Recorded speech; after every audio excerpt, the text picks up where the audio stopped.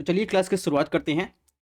आज हम आपके लिए लेके आए हैं डीएसएसबी पीजीटी एग्ज़ाम जो 2024 में होने वाले हैं, उससे संबंधित क्लास है। उसमें हम टारगेट करेंगे ज्योग्राफी पीजीटी की क्लास, ठीक है? इसमें संपूर्ण सिलेबस आपका एक ही जगह आपको मिल जाएगा, वो भी टॉपिक वाइज, और साथ ही साथ प्रीवियस ईयर में जितने भी क्वेश्चंस पूछे गए हैं उस टॉपिक संबंधित वो भी डिस्कस करेंगे। और इस तरह हम डिस्कस करेंगे ताकि आपको रिवीजन में भी ये काम आए। साथ ही साथ एनसीईआरटी की क्लासेस इंक्लूड रहेंगी इसमें, ठीक है? इसमें पहला एपिसोड में हम देखेंगे भूगोल की उत्पत्ति और उसके विकास के क्रम को देखेंगे। यानी आज जनरल इंट्रोडक्शन की बात करेंगे। बात करें डीएसएसबी पीजीटी की ज्योग्राफी की सिलेबस की बात करें तो यूनिट फर्स्ट में देखेंगे तो ज्योग्राफी एज अ डिसिप्लिन की बात कर रहा है, ठीक है? यानी सबसे पहले geographical idea in ancient time की बात करता है, ठीक है? उसके बाद कंटेम्प्रेरी ज्योग्राफी की बात करता है। इसमें इतने टॉपिक्स दिए गए हैं, कुछ टॉपिक आज कवर हो जाएंगे यूनिट फर्स्ट के, ठीक है? हालांकि हम जो लोग क्लास स्टार्ट करेंगे, ठीक है, जैसे इसमें अगर बात करें एंशियंट आइडिया की तो इसमें देखें कांट की बात करें, हम बोल्ट की बात करें, रिचर्ड की बात करें, डार्विन की बात करें, रेडजिल की बात करें और ब्लास्ट की बात करें, तो इन सब नामों से आज आप परिचित हो जाएंगे। हालांकि स्पेशल डिस्कशन हम लोग जो है नेक्स्ट यूनिट से करेंगे। जो क्लासेस स्टार्ट होंगी इस क्लास के बाद जो नेक्स्ट लेक्चर आएगा वो होगी यूनिट 2 से, ठीक है? यानी origin and evolution of the अर्थ। ऐसा क्यों कर रहे हैं यूनिट फर्स्ट से? इसलिए नहीं स्टार्ट कर रहे हैं क्योंकि अभी आप देखेंगे, अभी थोड़ा सा बेसिक क्लासेस में डिस्कस करेंगे ज्योग्राफी के उत्पत्ति और विकास के बारे में, जिन पे इन सभी का नाम आएगा, ठीक है? आप उसी में बोर हो जाएंगे, लेकिन हम लोगों को पढ़ना है। और जब ये क्लासेस आज डिस्कस करेंगे तो आप एक कहानी की तरह सुनते चले जाइएगा, ठीक है? ऐसा बहुत से लोगों के साथ होगा कि वो क्लास समझ में नहीं आएंगी। बहरहाल हम बात करें जो कल से क्लासेस होंगी वो होंगी origin and evolution of earth की बात करें, जैसे इंट्रोडक्शन सोलर की बात, सोलर सिस्टम की डिस्कशन होगा, ठीक है? फिर इसमें देखेंगे जो उससे थ्योरी दी गई हैं उनका डिस्कशन होगा, ठीक है? तो ये यूनिट 2 से हम लोग क्लासेस शुरुआत करेंगे। सॉरी। तो बात करें क्वेश्चंस कैसे आ रहे हैं, तो ये क्वेश्चन आपके सामने है। ये 2021 में पूछा गया है पीजीटी में ज्योग्राफी में। इसे पूछा है इतिहास के भौगोलिक ध्रुव की अवधारणा किसने प्रतिपादित की? जेन ब्रुनसेन ने, अल्फ्रेड पेंक ने, मैकेंडर ने, पीटर क्रोप्टीन ने। तो आपको बताना है कि इतिहास के भौगोलिक ध्रुव की अवधारणा किसने प्रतिपादित की। तो हालांकि देखेंगे ये जो है इस यूनिट फर्स्ट से क्वेश्चन आया है, ठीक है? तो यूनिट फर्स्ट से आप देखेंगे ऐसे क्वेश्चन आएगा। बात करें इतिहास के भौगोलिक ध्रुव की बात करें तो 1904 में देखेंगे मैकेंडर द्वारा जो है इसे प्रतिपादित की गई थे, ठीक है? इसके अलावा जो यूनिट्स हैं, यूनिट्स में देखेंगे तो आप देखेंगे लैंड फॉर्म से आ जाए क्वेश्चन, क्लाइमेट, इसके अंदर बहुत सारे सब टॉपिक हैं, ठीक है? वाटर पढ़ना है, life of earth, Indian geography पढ़ना है, ठीक है? क्लाइमेट एंड वेजिटेशन पे पढ़ना है, तो ये सारे टॉपिक आपको कवर करने हैं। इसके अलावा साथ साथ देखेंगे, इसमें ध्यान रखिएगा, कार्टोग्राफी के क्वेश्चन भी आते हैं। तो ये आपका जो है पीजीटी का सिलेबस है, ठीक है? ध्यान रखिएगा, हम लोग क्लासेस जो नेक्स्ट क्लास स्टार्ट करेंगे यूनिट 2 से स्टार्ट करेंगे। आज की क्लास जो होगी एक इंट्रोडक्शन की क्लास है, भूगोल की उत्पत्ति और विकास कैसे हुआ, ठीक है? साथ ही साथ ये भी जानेंगे कि क्या एनसीईआरटी सिर्फ डीपीएसएसपी के जो डीएसएसबी का एग्जाम है वो क्वालिफाई करने के लिए काफ़ी है। तो बात करें हम जो बुक इसमें इंक्लूड करेंगे आपको पढ़ाने के लिए, तो आप तो इतने सारी बुक पढ़ नहीं पाएंगे। तो हमने क्वेश्चन पेपर देखा है, हो सकता है आपने भी देखा हो, तो उसकी आपको एक समरी देंगे जो आपके लिए इंपॉर्टेंट होगा। उसमें कौन कौन सी बुक इंपॉर्टेंट है, जैसे एनसीईआरटी की बुक तो रहेगी, साथ ही साथ आप देखेंगे जितनी एनसीईआरटी की बात करें, जहां तक अगर बात करें पीजीटी के एग्जाम की, यानी आप देखेंगे पोस्ट ग्रेजुएट लेवल की बात कर रहा है, ठीक है? तो उसमें आप देखेंगे हमको सबसे ज़्यादा बेहतर लगता है तमिलनाडु की बुक जो है ज्योग्राफी की, या तमिलनाडु की कोई भी देखेंगे तो उसमें बहुत सारी बेहतरीन चीज़ें दी गई हैं एनसीईआरटी के मुकाबले। आप देखेंगे उन्हीं चीज़ों को मैंने इंक्लूड किया है इस लेक्चर में। इसके अलावा देखेंगे माजिद हुसैन की बुक है evolution and geographical thought, unit first के लिए ह्यूमन ज्योग्राफी की बात करें, ठीक है? और इंडियन ज्योग्राफी में इसके अलावा देखेंगे तो ये ऑक्सफोर्ड की बुक है, आप देखेंगे फिजिकल एंड ह्यूमन ज्योग्राफी की बात करें जेसी लियोंग की, इसको कवर करेंगे। इसके अलावा देखिए कार्टोग्राफी के लिए हम जो है एनसीईआरटी की बुक जो है 11th की ज्योग्राफी की, इसको कवर करेंगे, ठीक है? तो ये तो बात हो गई, हम इन सभी बुकों का आपको समावेशन जो है समरी देंगे रिवीजन करने के लिए, ठीक है? तो ये हमारे क्लासेस की खासियत है। हमने बता दिया क्या क्या सोर्स इस्तेमाल कर रहे हैं। अब थोड़ा सा एग्जाम पैटर्न की बात करें तो देखिए हम जो है इस 200 मार्क पर 200 क्वेश्चन पर फोकस कर रहे हैं, ठीक है? बाकी टोटल जो होता है 300 नंबर का होता है, 3 घंटे में करना होता है, ठीक है? जिसमें आप देखेंगे 20 क्वेश्चन आप देखेंगे जीएस जीके भी आएंगे, ठीक है? 20 देखेंगे जनरल इंटेलिजेंस रीजनिंग के आते हैं, अर्थमेटिक न्यूमेरिक के 20 नंबर आते हैं, फिर इंग्लिश लैंग्वेज के, हिंदी लैंग्वेज के आते हैं, ठीक है। और अगर आपका जो है एक क्वेश्चन गलत होता है तो 0.25 मार्क्स जो है कट जाते हैं, ठीक है। जैसे बात कर रहे थे यूनिट 2 की, origin and evolution of earth की बात कर रहे थे। इसमें देखिए क्वेश्चन कैसे पूछा गया है, 2021 में पूछा गया है। इसमें पूछा गया है निम्नलिखित में कौन सा सामूहिक रूप से जोवियन ग्रह का नामक समूह है। तो जोवियन ग्रह आप देखेंगे ये बड़े ग्रहों का समूह होता है, यानी ये गैसियस पिंड से बने होते हैं, ठीक है। तो इन्हें क्या कहा जाता है, जोवियन कहा गया। जो का मतलब होता है जो आकाश और थंडर का एक प्राचीन रोम देवता है, इसे जोवियन ग्रह कहा जाता है, ठीक है। तो ये क्या होते हैं, गैसियस पिंड से बने होते हैं। ये क्या होते हैं, स्थलीय पिंड से बने होते हैं, ठीक है। टेरेस्ट्रियल बॉडी कहा जाता है, इन्हें गैसियस जो है बॉडी कहा जाता है। इसके अलावा अगर आपको पीडीएफ की नीड हो इस क्लास की, तो आप जो है हमारा टेलीग्राम चैनल और व्हाट्सअप पेज ज्वाइन कर सकते हैं। डिस्क्रिप्शन बॉक्स में लिंक दी गई, स्क्रॉल भी चल रहा है, स्टडी ऑन आइस नाम से पेज है। चैनल को सब्सक्राइब कर सकते हैं, नोटिफिकेशन बिल ऑन कर सकते हैं, सारी क्लासेस आपको इसी पे मिलेंगी, ठीक है। तो सबसे पहले बात करते हैं ओरिजिन, ज्योग्राफी की ओरिजिन और इवोल्यूशन की, यानी भूगोल की उत्पत्ति और विकास की बात करें। सबसे पहले ज्योग्राफी टर्म को समझते हैं। ऐसा एक भी चीज़ आपको इसमें नहीं बताया जाएगा जो आपके एग्जाम के लिए इंपॉर्टेंट ना हो। तो कुछ चीज़ें जहाँ से हम आपको बताएंगे कि इसको कहानी की तरह सुनना है, वहाँ पे कहानी की तरह सुनना है, क्योंकि आपको वो बाद में समझ में आएगा, अभी नहीं समझ में आएगा, लेकिन उसको अभी पढ़ना जरूरी है, क्योंकि हम ज्योग्राफी की शुरुआत करने जा रहे हैं, ठीक है। एक बात और ध्यान रखिएगा, ज्योग्राफी एक क्या है, ऑब्जर्वेशन साइंस है। ये हमारे गुरु थे, उन्होंने बताया था कि ज्योग्राफी एक ऑब्जर्वेशन साइंस है। इसमें आपको कैसे, क्यों और कहाँ का जो है जवाब मिलता है। जिस दिन आपको क्यों, कैसे और कहाँ का जवाब मिल गया, उस दिन आपको किसी भी सब्जेक्ट को पढ़ने में बहुत ज़्यादा मज़ा आएगा। और खासकर ज्योग्राफी की बात करें, ज्योग्राफी इतना खूबसूरत सब्जेक्ट है, अगर आपको एक बार समझ में आ गया तो इसका संबंध लगभग हर सब्जेक्ट से है। उसको भी इस क्लास में डिस्कस करेंगे। बहरहाल बात करते हैं ज्योग्राफी की। ज्योग्राफी में देखेंगे तो इसमें जियो, जियो लास्ट स्टार्टिंग के 3 अक्षर की बात करें, इसका मतलब होता है पृथ्वी, ठीक है। ग्राफिया की बात करें, ग्राफोस से बना है, ठीक है। इसका मतलब होता है वर्णन करना है, पृथ्वी का वर्णन। ज्योग्राफी का मतलब पृथ्वी का वर्णन करना है, ये ग्रीक भाषा है, ठीक है। यानी अगर बात करें भूगोल को मानव के निवास के रूप में वर्णन, पृथ्वी का वर्णन द्वारा परिभाषित करते हैं। दूसरे एग्जाम्पल में बात करें, भूगोल बताता है, हमें यह बताता है कि कैसे, क्यों, कहाँ, मानव और प्रकृति, ठीक है। क्योंकि आप देखेंगे मानव देखेंगे तो पृथ्वी पर रह रहा है और प्रकृति भी यहीं पर है, तो उनका क्रियाकलापों का उद्भव कैसे होता है, ये क्रियाकलाप एक दूसरे से अंतर संबंधित कैसे, यानी कोरिलेशन कैसा है, इसका अध्ययन क्या कहलाता है, ज्योग्राफी कहलाता है, ठीक है। तो आपको यहाँ पर ये चीजें क्लियर हो गई, ज्योग्राफी होता क्या है, ज्योग्राफी के अंतर्गत क्या किस किस चीज का अध्ययन करते हैं। यानी ज्योग्राफी में देखेंगे एक तो प्रकृति है, इन्वायरमेंट है, दूसरा जो है आप देखेंगे मानव है, दोनों वर्चस्वशाली हैं। तो उन दोनों का इंटरेक्शन क्या होता है, कैसे होता है, ये ज्योग्राफी हमें बताता है। इसके अलावा कुछ आपको वर्ड आपको ध्यान रखने हैं, जैसे आप देखेंगे जियोलॉजिया, जियोलॉजी का मतलब होता है पृथ्वी का अध्ययन। ज्योमेट्रिया का मतलब होता है पृथ्वी का मापन, ठीक है। और जियोइडियस का मतलब होता है पृथ्वी के आकार के अनुरूप उनका अध्ययन करना। तो इन टर्म को भी आपको ध्यान रखना है। अगर आपसे पूछा जाए फादर ऑफ ज्योग्राफी की बात करा जाए, तो आपको बताना है एरिस्टोथेनेस, ठीक है। यानी ज्योग्राफी शब्द का सबसे पहले प्रयोग ग्रीक विद्वान देखेंगे एरिस्टोथेनेस ने किया था, ठीक है। इसके अलावा देखेंगे हिकैटियस की बात करें, हिकैटियस को कुछ विद्वान जो है भूगोल के जनक के रूप में मानते हैं। हिकैटियस ने स्थल भाग को सागरों से घिरा हुआ माना था और 2 महादेशों का ज्ञान दिया था, ठीक है। इसको और विस्तार से हम जब यूनिट फर्स्ट पर पढ़ेंगे, ठीक है, ज्योग्राफिकल थॉट को देखेंगे तो उसमें डिस्कस करेंगे। ये तो बात हो गई भूगोल के पिता की। अगर आपसे पूछा जाए आधुनिक भूगोल का जनक किसे कहा जाता है, तो आपको बताना वान हम्बोल्ट। वान हम्बोल्ट को आप देखेंगे आधुनिक भूगोल का जनक कहा जाता है। उनके द्वारा एक बुक लिखी गई थी कॉस्मोस, कॉस्मोस बुक हम्बोल्ट की रचना है। और हम्बोल्ट ने ही वान हम्बोल्ट ने पहली बार समताप रेखा पर मानचित्र दिखाने वाले पहले व्यक्ति थे। तो कुछ ऐसी जो आपको चीजें आपको ध्यान रखनी है। अब बात करते हैं भूगोल से संबंधित परिभाषा की बात करें, तो स्ट्रैबो के अनुसार ज्योग्राफी क्या थी। भूगोल एक स्वतंत्र विषय है जिसका उद्देश्य, और ध्यान रखिएगा हमने क्या किया है, आप देख रहे होंगे कि हमने जो है इंग्लिश और हिंदी दोनों साथ में दिया है, ठीक है। यानी ये बाइलिंगुअल है। कुछ टर्म आपको अगर हिंदी में ना समझ में आए तो आप इंग्लिश में पढ़ सकते हैं।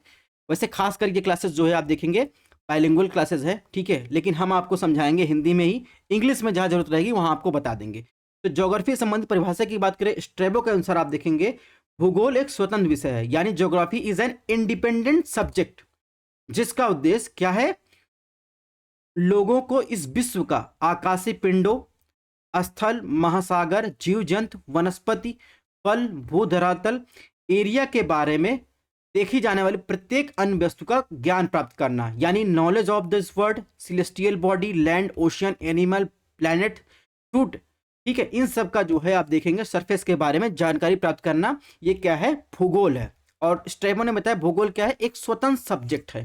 ठीक है, तो ध्यान से इसको कहानी की तरह सुनते चलिएगा, बाद में आपको क्लियर हो जाएगा। इसके अलावा आप देखेंगे टॉलमी। टॉलमी में आप देखेंगे यहाँ पर पी जो है साइलेंट रहता है, जैसे साइकोलॉजी में है वैसे इसमें देखेंगे टॉलमी इस तरह लिखा जाता है इंग्लिश में। तो टॉलमी ने क्या कहा ज्योग्राफी के बारे में, टॉलमी ने कहा भूगोल जो है पृथ्वी की झलक को स्वर्ग में देखा जा वाला आभामय विज्ञान है, यानी geography is the luminous science, ठीक है, that sees the glimpse of the earth in heaven. ये टॉलमी के कथन थे। इसके अलावा मॉडर्न की बात करें तो रिचर्ड हार्टसोन ने जो है आप देखेंगे ज्योग्राफी के बाद संबंधित अगर परिभाषा की बात करें, उन्होंने बताया भूगोल का उद्देश्य धरातल के प्रादेशिक विभिन्नता का वर्णन एवं व्याख्या करना है, यानी the purpose of geography is the describe and explain the regional and variation of the surface. ये किसके अकॉर्डिंग था, रिचर्ड हार्टस्टोन के अकॉर्डिंग ज्योग्राफी की परिभाषा थी। ठीक है, अब बात करते हैं ज्योग्राफी का विकास कैसे हुआ। ठीक है, यानी इवोल्यूशन ऑफ ज्योग्राफी की बात करें तो आप देखेंगे प्राचीन समय में पृथ्वी संबंधी अधिकतर जो जानकारी थी वो अन्य विषयों के विद्वानों से मिलती। जैसे आप बात करेंगे तो हिप्पोक्रेटस की बात करें तो उन्होंने एक बताया कि मनुष्य जो है, मनुष्य पर पर्यावरण के प्रभाव का वर्णन किया है हिप्पोक्रेटस ने। ठीक है, अरस्तु की बात करें, एरिस्टोटल जो है ज्योग्राफर नहीं थे, लेकिन आप देखेंगे वो एक, उन्होंने अपनी पुस्तक में आप देखेंगे पॉलिटिक्स पुस्तक उनकी है, उसमें कहा है राज्य के गठन पर भौतिक कारकों का प्रभाव का स्पष्ट किया है। ठीक है, तो कहने का मतलब प्राचीन समय जो एंशिएंट टाइम था उससे अन्य विषय को जो जानकार थे उनसे जो है ज्योग्राफी के बारे में जानकारी मिलती है।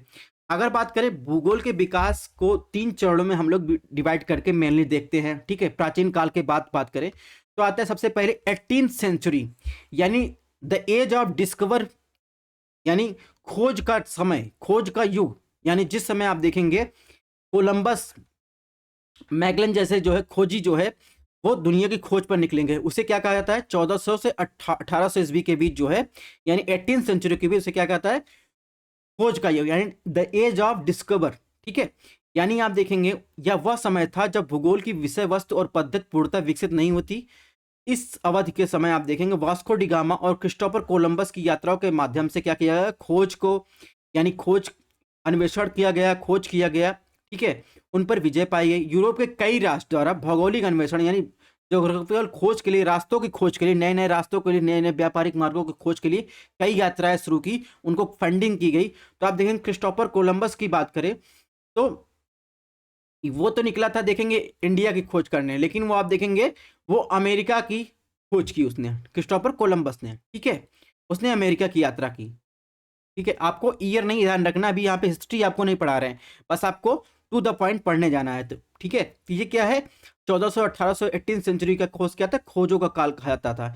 इसी में आप देखेंगे टॉलमी, टॉलमी ने देखेंगे इसमें अधिकांश यात्राओं का जो फाइनेंस किया जाता था वो कॉमर्शियल रिटर्न के लिए किया जाता, यानी जो राजा महाराजा थे वो फाइनेंस कर जाए, पैसे देते थे खोज के लिए। वो चाहते थे कि बाहर से ये खोज हो, नई यात्राएं हो, लोग वहां से जाएं, वहां से जो वहाँ की बहुमूल्य चीजें हों वो लेके आए, यूरोप में बेचें। ठीक है, तो उसके लिए क्या कहता था, वो रिटर्न के लिए किया जाता था। लेकिन आप देखेंगे यात्राओं ने वैज्ञानिक जांच और खोज का अवसर भी प्रदान किया, क्योंकि जो खोजी थे वो दूर दूर की यात्राएं करते थे, तो उनको बहुत सारे चीज़ों का ज्ञान हुआ कि कौन सी नदी कौन से जगह कहाँ पर है। तो उन्होंने अपने अनुसार जो है पृथ्वी की सतह पर घटनाओं के स्थान पर जोन देने के कारण भूगोल को आप देखेंगे मानचित्र कला वहां पर मैपिंग करना चालू किया। जो खोजी प्रवृत्ति निकलते थे, या टॉलमी की बात करें या वास्को डी गामा की बात करें, वो सब निकलते थे तो मैप बनाना चालू किया।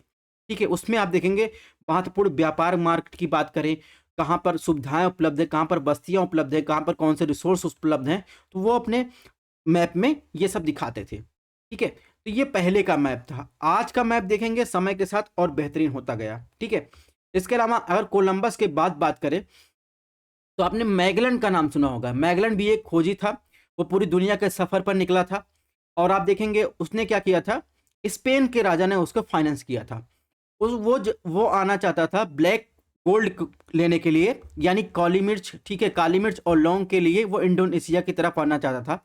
ठीक है, तो वो तो चला इधर से, ठीक है। वो जब निकला तो वो पूरे जो है आप देखेंगे पूरे विश्व का चक्कर लगाते हुए, सबसे पहले आप देखेंगे जब वहां से स्पेन से निकला तो पहले अफ्रीका का चक्कर लगाते हुए कहां पहुंचा, इंडोनेशिया पहुंचा, यहां से मसाले लिया। इसके बाद देखेंगे वहां पे इतना मौसम खराब था कि उसने जो है धीरे धीरे आप देखेंगे यहाँ पर साउथ अमेरिका में यहाँ पे मैगलन स्ट्रेट देखने को मिलेगा, तो उसको क्रॉस किया, उसी के नाम पर है, पूरे दुनिया का चक्कर लगाकर जो है यहाँ पहुंचा था, ठीक है। तो ये इसकी यात्राओं के बारे में दिखाता है कि कैसे खोजी यात्राएं चालू हुई, ठीक है। अब आपको एग्जैक्ट उसमें डेट नहीं याद रखनी है, ठीक है। फिर यहाँ से उसने क्या किया, यहाँ से उसने काली मिर्च वगैरह ली, तो फिर अपना स्पेन पहुंचा, लेकिन तब तक उसके बहुत सारे जो जहाजी मित्र थे वो मर चुके थे प्लेग वगैरह की बीमारी से, ठीक है। कई दिन बिना खाए पिए थे और उसने यहाँ पर बहुत सारे धन कमाए। ऐसे ही आप देखेंगे, ठीक है। तो बात करें पुर्तगाल के लिस्बन से बात करें तो वास्को डिगामा निकला, उसको फाइनेंस किया गया, तो वो देखेंगे केप ऑफ गुड होप से होते हुए सबसे पहले कहाँ पहुंचा, इंडिया पहुंचा, ठीक है। 20 मई 1498, उस समय आप देखेंगे आप जमहूरीन का शासन था, ठीक है। तो आप देखेंगे वहां पर उसके पश्चिमी तट पर आप देखेंगे कालीकट कोझिकोड के पास वो केरल पहुंचा, ठीक है। पहली बार ऐसा था कि कोई यूरोपीय समुद्री के रास्ते भारत आया, ठीक है। इस प्रकार आप देखेंगे वास्को डिगामा को भारत के लिए समुद्री मार्ग खोजे जाने का श्रेय दिया जाता है। तो कहने का मतलब ये 1400 से 1800 के बीच जो काल था ये डिस्कवर का समय था, यानी खोज का काल था। इसी के दौरान आप देखेंगे मैप की जो है आप देखेंगे विस्तार हुआ, नए नए रास्तों का विस्तार हुआ, बस्तियों का विस्तार हुआ, यानी मैपिंग की शुरुआत हुई। इसके बाद टाइम आता है, ठीक है, पीरियड बिटवीन 18 टू 1950, ठीक है। इस टाइम क्या हुआ, इस टाइम देखेंगे तो इस अवधि के बीच विभिन्न व्यक्तिगत दार्शनिक के काम की विशेषता थी, ठीक है। और इसी के माध्यम से देखें भूगोल के दायरे में विस्तार हुआ, ठीक है। इसमें आप देखेंगे 1800 के दशक में आप देखेंगे यूरोप और यूएसए के बीच देखेंगे भौगोलिक ज्ञान के में एक मजबूत वृद्धि देखी गई, ठीक है। और उस समाज ने जो है भौगोलिक मुद्दों पर ज्योग्राफिकल में देखेंगे तो उन्होंने रुचि लेना चालू किया। इसी के दौरान देखेंगे जर्मनी में अलेक्जेंडर वान हम्बोल्ट, कार्ल रिटर और फ्रेडरिक रेटजल ने मानव और भौतिक भूगोल के महत्वपूर्ण योगदान दिया था। ये है रेटजल महोदय, ये लाप्लास है, अलेक्जेंडर वान हम्बोल्ट है। और 1844 में हम्बोल्ट का प्रकाशन हुआ कॉस्मोस, इसमें पृथ्वी के विज्ञान और भौतिक भूगोल की बात करता है, ठीक है। और ये कॉस्मोस की वजह से आप देखेंगे कई शिक्षाविद आज भी जो है भूगोल को एक मील का पत्थर के योगदान के रूप में देखते हैं, ठीक है। और इसी अवधि के दौरान यानी 1800 से 1950 की अवधि के दौरान आप देखेंगे इस अवधि के दौरान मनुष्य और पर्यावरण के बीच अध्ययन के संबंध में आप देखेंगे दो विचारधाराएं सामने आती हैं। सबसे पहला आता है पर्यावरणीय नियतिवाद यानी डिटर्मिनिज्म की बात करता है, दूसरा आता है संभववाद यानी पॉसिबिलिज्म की बात करता है।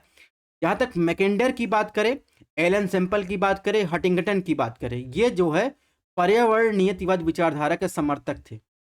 यानी इनका मानना था कि जो भी मानव अपनी क्रिया करता है और गतिविधि करता है वो प्रकृति यानी नेचर द्वारा स्थितियों द्वारा उसे ढाली जाती है, यानी प्रकृति उसका नियंत्रण करती है, ठीक है। अगर बात करें पर्यावरण नियतिवाद या निश्चयवाद की बात करें, या निश्चयवाद जिसे कहते हैं, पर्यावरण नियतिवाद कहते हैं, डिटर्मिनिज्म कहते हैं, वो क्या मानता है, यानी वो मानता है नियति यानी इन्वायरमेंट, इन्वायरमेंट सब कुछ निर्धारित करता है, यानी मनुष्य के सभी कर्म प्रकृति द्वारा निर्धारित होते हैं, अतः मनुष्य जो है अपने मन से कुछ भी नहीं कर सकता, अर्थात उसकी स्वतंत्रता सीमित होती है, इसे नियतिवाद कहते हैं, ठीक है।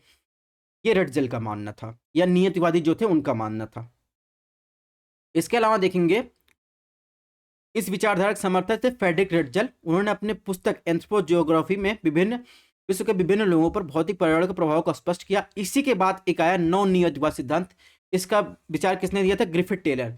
मैं जितनी बातें यहाँ पर हाईलाइट करना, जैसे नौ नियतिवाद का सिद्धांत किसने दिया था, ग्रिफिथ टेलर। तो आपके वन लाइनर क्वेश्चन आते हैं, तो वन लाइनर में आपको ये ध्यान रखना, जैसे हमने बताया ग्रिफिथ टेलर नौ नियतिवाद के सिद्धांत थे, और रटजल जो थे ये नियतिवाद के समर्थक थे, ठीक है। इसके अलावा मैंने तीन नाम यहाँ पर लिए, ठीक है, जैसे आपको बताया हमने यहाँ पर मैकेंडर, एलन सैंपल, हटिंगटन, ये क्या थे, नियतिवादी थे।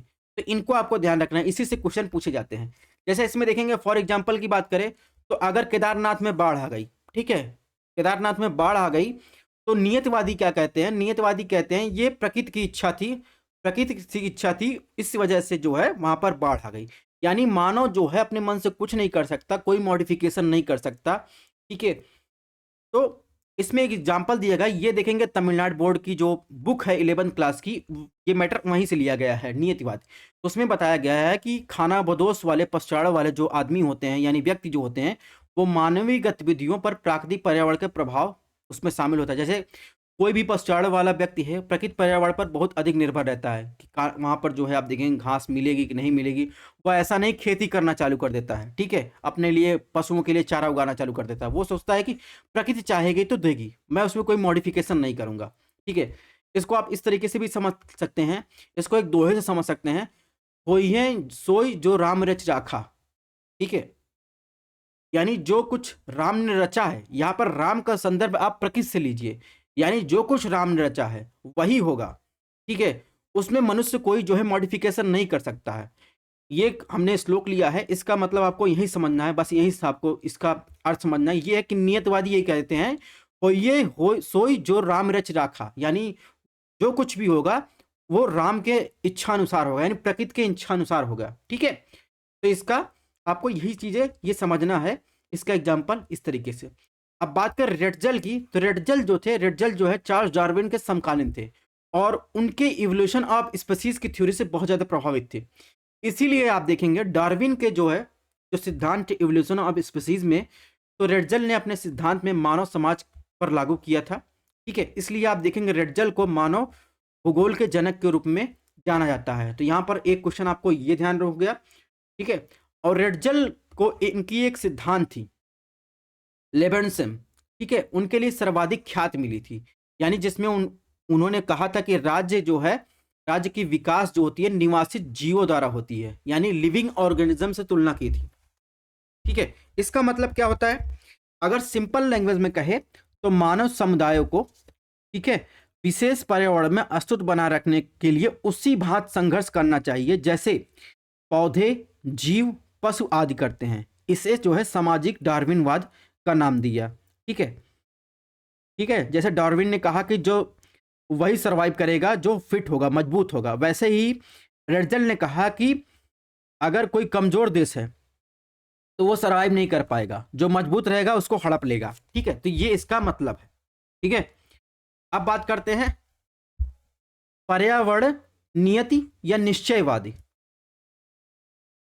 एक सेकेंड, यह है संभववाद, यहां पर आप करेक्शन कर लीजिएगा। पर्यावरण नियतिवाद हम लोग पढ़ चुके हैं, यह है क्या है, संभववाद, ठीक है। यहां पर पॉसिबिलिज्म की बात कर रहे हैं, ठीक है।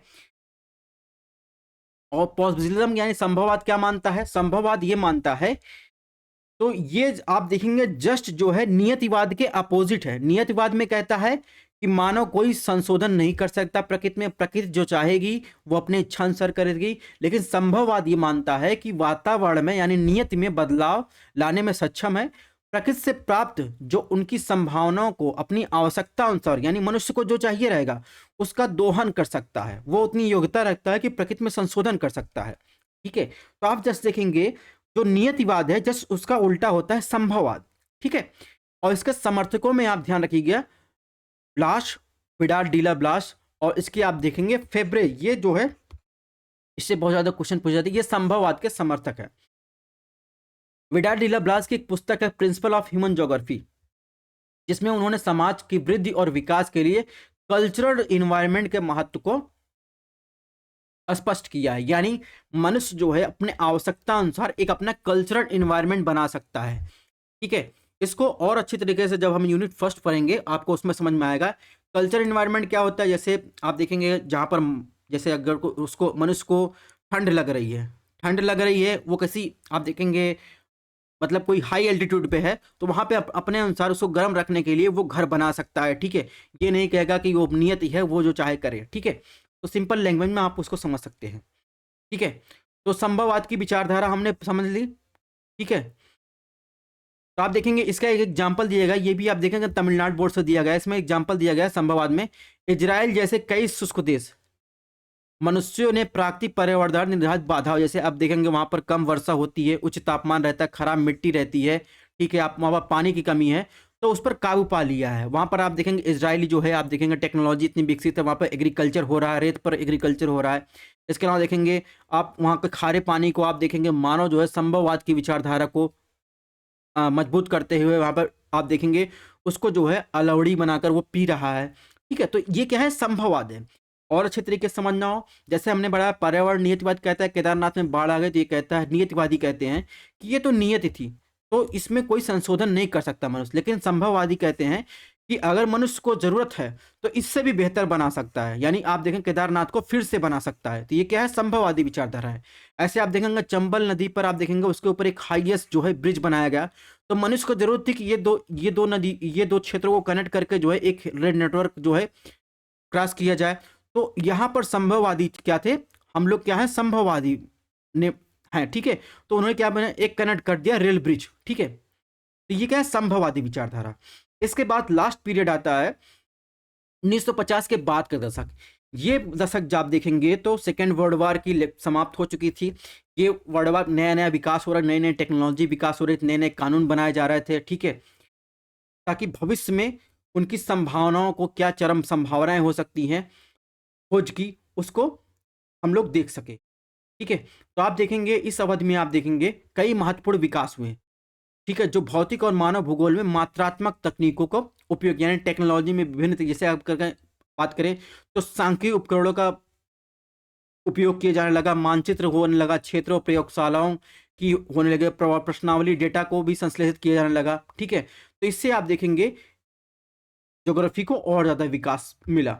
इसमें आप देखेंगे जैसे मात्रात्मक क्रांति का विकास होता है, इसमें आप देखेंगे तो मैथमेटिक्स यानी गणितीय समीकरणों की बात करें, तो नियतात्मक मॉडल की बात करें, तो कई भूगोलवेत्ताओं का मानना है कि संख्या जो होती है, यानी संख्या वो अधिक सटीक जो होती है, वो हमें अधिक सटीक जो है ज्ञान देती है। ठीक है, इसलिए आप देखेंगे मानचित्र, ग्राफिक भाषा और अन्य दृश्य प्रतिनिधित्व दोनों के रूप में एक भौगोलिक उपकरण के रूप में उपयोग किया जा रहा था। ठीक है, वर्तमान में जैसे बात करें रिमोट सेंसिंग टेक्नोलॉजी का विकास हो चुका था और जीआईएस प्रणाली का विकास हो चुका है। ठीक है, ये 1950 के दशक की बात बता रहा है। तो इससे आप देखें कंप्यूटर के माध्यम से मानचित्र बनाना, ठीक है, सॉफ्टवेयर टेक्नोलॉजी के उपयोग से ये सब आसान हो गया है। तो ये तो बात हो गई ज्योग्राफी का विकास। ठीक है, 3 पीरियड में बात की है, एक तो खोज की अवधि हो गई, दूसरा आप देखेंगे तो मध्यम काल मान सकते हैं, तीसरा आप देखेंगे 1950 के बाद का काल मान सकते हैं।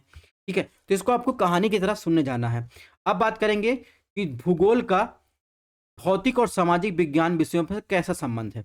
ठीक है, तो इस सोशल साइंस और देखेंगे फिजिकल साइंस, ठीक है, इससे कैसे संबंध है। तो भूगोल की कुछ शाखाओं का गणित और इन्वायरमेंट विज्ञान जैसे विषयों से मजबूत जुड़ाव आपको देखने को मिलेगा। जबकि आप देखेंगे हिस्ट्री की बात करें, तो हिस्ट्री और आप सोशियोलॉजी की बात करें, ठीक है, तो सोशियोलॉजी की बात करें तो उससे विशिष्ट प्रकार की घटनाएं देखने को मिलती हैं। ठीक है, तो अगर बात करें रिलेशन विथ फिजिकल साइंस की बात करें तो उसमें सबसे पहला आता है एस्ट्रोनॉमी, मैथमेटिक्स, कंप्यूटर साइंस और ज्योग्राफी की। तो जल्दी जल्दी इसको देखते चलेंगे। तो भूगोल के साथ साथ खगोल विज्ञान, गणित और कंप्यूटर विज्ञान एक इंटरेक्शन ने आधुनिक कार्टोग्राफी और जीआईएस विज्ञान को विकसित करके मार्ग प्रशस्त किया है। तो आप देखेंगे एस्ट्रोनॉमी, मैथमेटिक्स, कंप्यूटर साइंस जो है इस तरह जो है ज्योग्राफी से जुड़े हुए हैं। तो ये ठीक है। इसके अलावा जूलॉजी से ज्योग्राफी की बात करें तो आप देखेंगे जूलॉजी में आप देखेंगे तो अनेक प्रकार के खनिज होते हैं, उनके सामग्री, पेट्रोलियम आदि का अध्ययन किया जाता है। भूगोल में देखेंगे तो उनके चट्टानों के वितरण, जलवायु और मानवीय गतिविधियों से उनका इंटरेक्शन, ठीक है, खनिज की आर्थिक संभावनाओं का अध्ययन किया जाता है। तो इस प्रकार देखेंगे भूविज्ञान और भूगोल के बीच एक परस्पर क्रिया के अध्ययन की एक नई शाखा का निर्माण हुआ जिसे भू आकृति विज्ञान कहा जाता है। ठीक है, इसके बाद करेंगे फिजिक्स और केमिस्ट्री का ज्योग्राफी संबंध।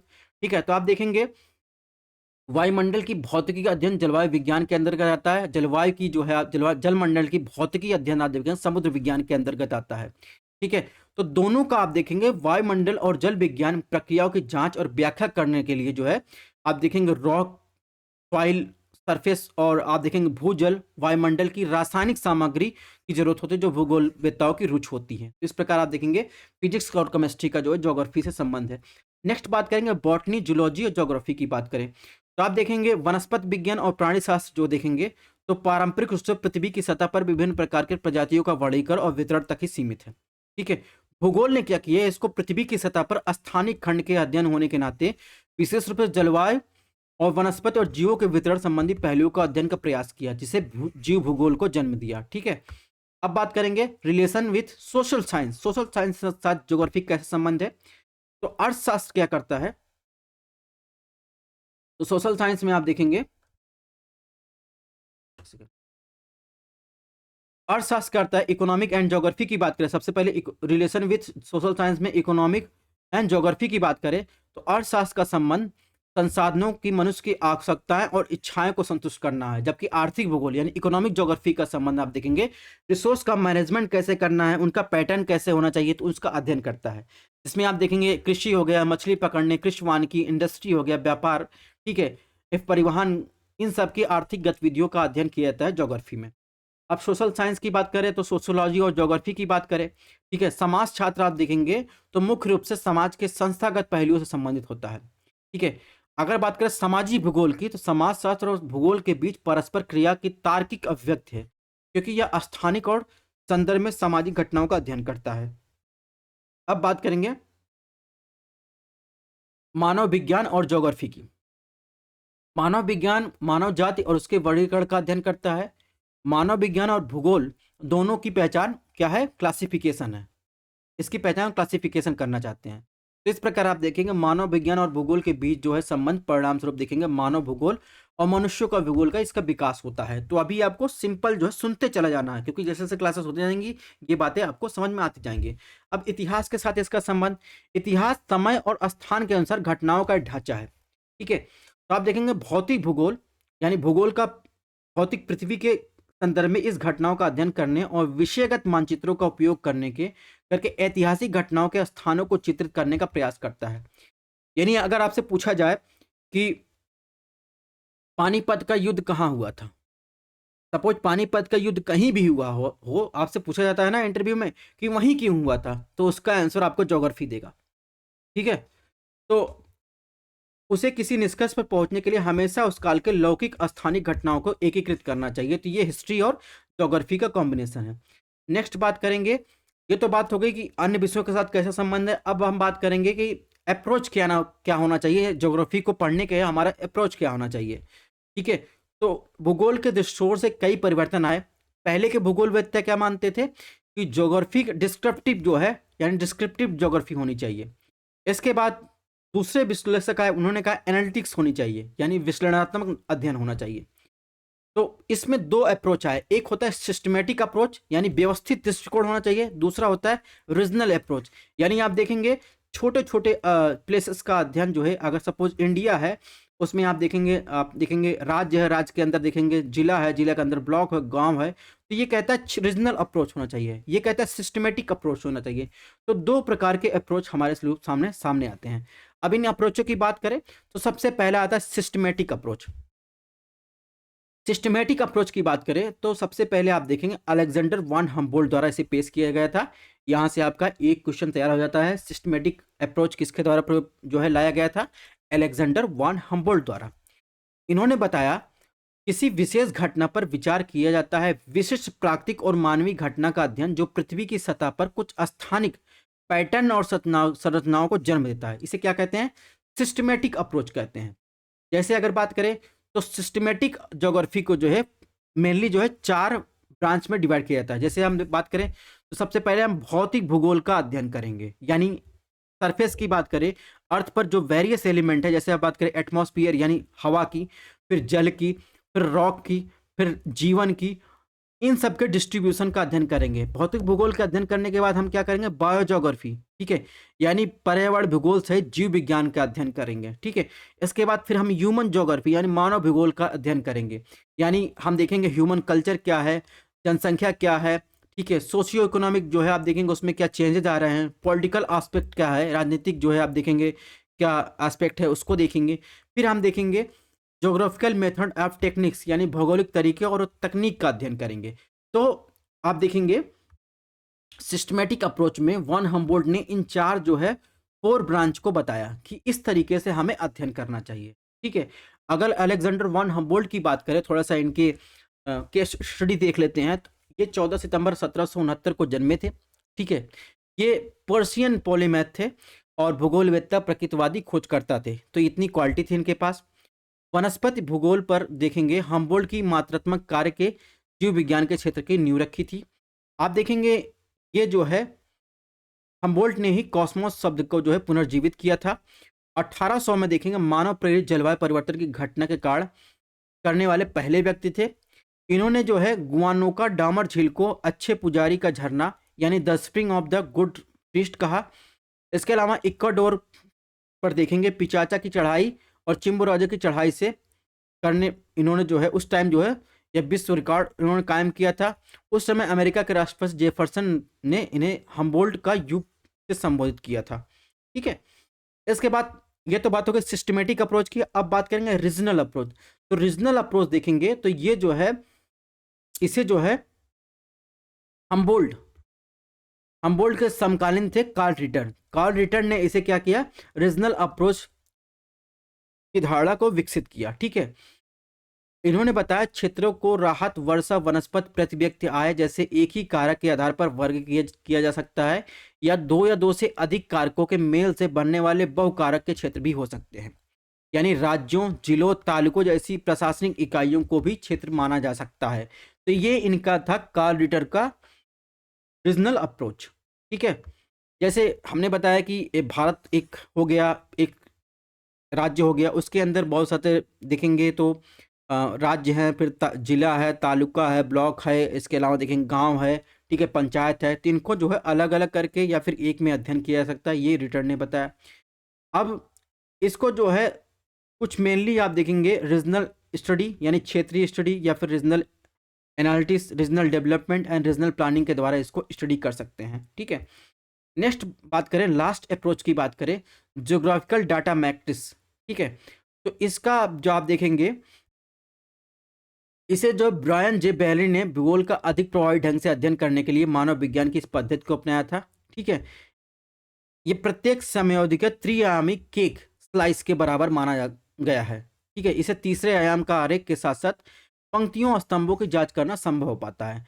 तो मेनली आपको ध्यान रखना है ये सिस्टमेटिक अप्रोच, दूसरा रीजनल अप्रोच, इससे ज़्यादा क्वेश्चन पूछे जाते हैं तो इसको आपको ध्यान रखना है। अब बात करेंगे ब्रांचेस ऑफ ज्योग्राफी की, जो हम लोग आगे आने वाले क्लासेस में डिस्कस करेंगे। यहाँ पर आपको ध्यान रखना है, ध्यान रखिएगा अगर आप लोग बोर हो रहे हो तो क्लासेस को पॉज कर दीजिए। जरूरी नहीं आपको ये क्लासेस तुरंत समझ में आ जाए। ठीक है, और इसको पीडीएफ को जरूर पढ़िएगा, और जैसे जैसे क्लासेस आपकी होती जाएंगी वो आपका क्लियर होती जाएंगी। हम वादा करते हैं कि इसमें से जो भी क्वेश्चन आपके बनेंगे वो गलत नहीं होंगे। ठीक है, अगर आपने इस मटेरियल को पढ़ लिया, हमने कई सारे बुक का समावेशन किया है। ठीक है, अब बात करें ब्रांचेस ऑफ ज्योग्राफी की, तो मेनली आप देखेंगे 3 भागों में डिवाइड किया जाता है। फिजिकल ज्योग्राफी यानी भौतिक भूगोल, मानव भूगोल, आप देखेंगे ज्योग्राफी टेक्निक्स की बात जो कर रहा है जिसमें मात्रात्मक क्रांति आ जाती है। ठीक है, तो जियोमॉर्फोलॉजी भूआकृत विज्ञान, सॉइल ज्योग्राफी मृदा भूगोल, क्लाइमेटोलॉजी, ठीक है, hydrology, oceanography, biogeography, environment geography. इसके बाद ह्यूमन ज्योग्राफी में देखेंगे historical geography, anthropogeography, cultural social, population settlement, political economic, medical geography. तो आप देखेंगे मेनली आप देखेंगे इसमें ये सब चीज़ें विद्यमान रहती हैं। हालांकि आप देखेंगे एक सेकंड, इसमें हम लोगों को ये सब अध्ययन करना है। ठीक है, इसमें भी कुछ पार्ट अध्ययन करना है, हम लोग सिलेबस के अकॉर्डिंग चलेंगे। और इसमें हम लोगों को कार्टोग्राफी पढ़ना है। कार्टोग्राफी जो है हम लोगों को क्वेश्चन पूछा जाता है। ठीक है, तो ये 3 टॉपिक पढ़ने हैं। अब कुछ आपको टर्म बता देते हैं, जैसे भूगोल से संबंधित कुछ रचनाएं हैं, ये आपके एग्जाम के लिए इंपॉर्टेंट है। जैसे आपके पूछे ज्योग्राफिका की रचना किसने की थी, तो आपको बताना है स्ट्रैबो। किताबुल हिंद की रचना की थी यानी भारत का भूगोल, अल-बरूनी। नेचुरल हिस्ट्री या हिस्टोरिया नेचुरलिसिस की रचना किसने की थी, प्लिनी ने। The geography of the peace की रचना किसने की थी, निकोलस जॉन स्पाइकमैन ने। कॉस्मॉस की रचना अभी मैंने बताया हम्बोल्ट ने की थी। ठीक है, डाई एडकुंडे की रचना देखें कार्ल रिटर ने की थी। द ज्योग्राफी की रचना टॉलमी ने की थी। ठीक है, एंथ्रोपोज्योग्राफी की बात करें फ्रेडरिक रेजल्ट, जिसके बारे में हम लोग बात की। ठीक है, अन्य कुछ महत्वपूर्ण तथ्य की बात करें तो एनेक्समेंडर ने सर्वप्रथम मापक के आधार पर विश्व मानचित्र बनाया था। ठीक है, भूगोलवेत्ता कार्ल रिटर ने पृथ्वी के तल का अध्ययन मानव के केंद्र में रखकर किया। इन्हें आराम कुर्सी वाला भूगोलवेत्ता कहा जाता था। ठीक है, टॉलमी ने सर्वप्रथम विश्व मानचित्र पर भारत को दर्शाया था। इसके अलावा इकोसिस्टम शब्द का सर्वप्रथम प्रयोग एजी ट्रांसले ने किया था। ठीक है, तो ये आपको आपके लिए इंपॉर्टेंट है। ठीक है, हृदय स्थल सिद्धांत, एच मैकेंडर ने दिया था। समताप रेखाओं के जन्मदाता हम्बोल्ट। सौर मंडल की संकल्पना कोपरनिकस। इकोलॉजी शब्द का प्रयोग ऑर्नेस्ट हैकल ने किया था, जबकि आपकी देखेंगे इकोसिस्टम का जो है सर्वप्रथम प्रयोग टांसले ने किया था। ठीक है, इसके अलावा देखेंगे पृथ्वी पर भूगर्भिक इतिहास का सर्वप्रथम व्याख्या कॉन्स्टेंस बफन ने किया था। आधुनिक भूविज्ञान के पिता जेम्स हट्टन। आधार तल की संकल्पना पावेल। भू संतुलन शब्द का प्रयोग क्लैरेंस डटन ने। ठीक है, भौगोलिक चक्र का प्रतिपादन डेविस ने। पेंजिया शब्द का प्रयोग वेगनर ने किया था। ठीक है, इसको आपको पढ़ लेना है। अब देखिए, हमने आपके प्रैक्टिस के लिए कुछ क्वेश्चन दिए हैं जो इसी लेक्चर जो हमने पढ़ा है उसी से बनाए हैं, और ये क्वेश्चन आए भी हैं। ठीक है, इनको आपको देख लेना है। इनका आंसर आपको हम जो है नेक्स्ट क्लास में देंगे। ठीक है, जैसे भूगोल की 4 परंपराएं किसके द्वारा दी गई। ठीक है, निम्नलिखित में कौन सा भूगोल का विषय नहीं है। ठीक है, भूगोल के अध्ययन के लिए व्यवस्थित दृष्टिकोण विकसित किया गया था किसके द्वारा। मानव भूगोल से संबंधित नहीं है। ठीक है, भूगोल शब्द भाषा से बना है, किस भाषा से बना है। तो स्टार्टिंग में मैंने इन सब क्वेश्चन का डिस्कशन किया है, इसको आपको आंसर देना है। ठीक है, तो मिलते हैं नेक्स्ट क्लास में। पीडीएफ आपको हमारे टेलीग्राम चैनल पर मिल जाएगी।